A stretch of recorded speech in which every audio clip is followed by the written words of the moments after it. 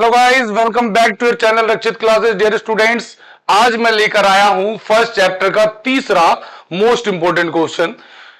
पहले दो क्वेश्चंस मैंने अपनी पिछली दो वीडियोस के अंदर आपको बताया था जो 6 मार्क्स में पूछे जाते हैं, जिसमें पहला था कि व्हाई वाज यूएसएसआर डिसइंटीग्रेटेड, दूसरा था कि what were the impacts of the disintegration of USSR on the outer world.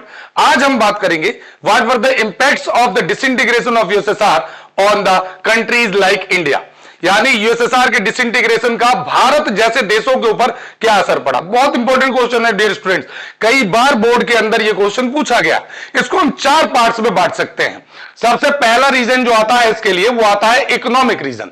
आप जानते हैं कि जिस समय हमारा देश आजाद हुआ था या कई ऐसे देश थे जो सेकेंड वर्ल्ड वॉर के बाद आजाद हुए थे, उन देशों की इकोनॉमिक कंडीशन अच्छी नहीं थी, लेकिन यूएसएसआर ने इन देशों को पैसे देकर, वहां मशीनें लगाकर, वहां का इंफ्रास्ट्रक्चर सुधारकर बड़ी तेजी से मदद करने में उनकी हेल्प की थी, यानी उनको आगे बढ़ने में मदद की थी। लेकिन यूएसएसआर के डिसइंटीग्रेशन के बाद आज इस तरह की मदद मिलना बंद हो गया है। दूसरे टॉपिक की तरफ अगर हम बढ़े, पॉलिटिकल रीजन। आप जानते हैं कि यूएनओ के अंदर एक वीटो पावर है।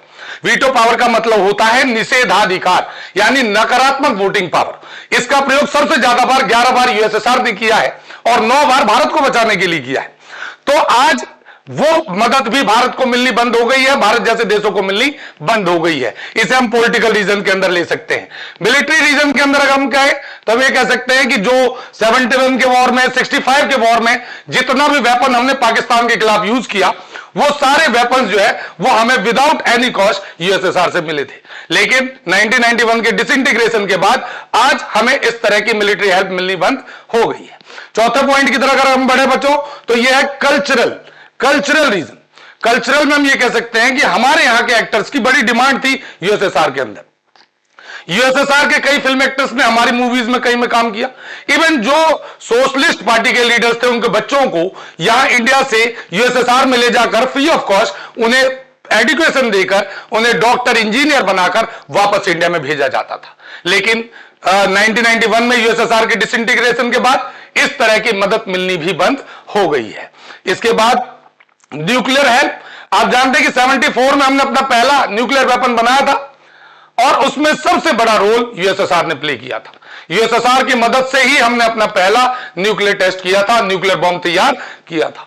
लेकिन अब हम कह सकते हैं कि यूएसएसआर के डिसइंटीग्रेशन के साथ इस तरह की मदद मिलनी भी हमें बंद हो गई है। लास्ट पॉइंट की तरफ बढ़ते हैं बच्चों, अदर रीजन में हम कह सकते हैं कि कई तरह के रिलेशनशिप में, चाहे वो कश्मीर का मुद्दा रहा हो, चाहे वो चाइना से वॉर का मुद्दा रहा हो, हर मैटर पर यूएसएसआर ने हमारी सपोर्ट की है यूएनओ के अंदर और वर्ल्ड के अंदर भी। कई बार तो ऐसा भी लग रहा था कि शायद इंडिया ने नॉन अलाइन मूवमेंट को छोड़कर और यूएसएसआर के ग्रुप को ज्वाइन कर लिया है। तो डियर स्टूडेंट्स, ये सभी रीजन थे, यानी हम ये कह सकते हैं these are the impacts which we can see after the disintegration of USSR on the countries like India. Bharat जैसे देशों पर ये सभी प्रभाव थे जो पड़े थे यूएसएसआर के डिसइंटीग्रेशन के कारण।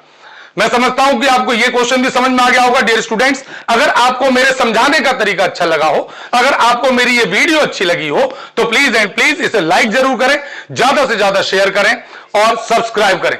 Thank you so much for watching. मिलते हैं एक और नई वीडियो के साथ अगली बार। Thank you.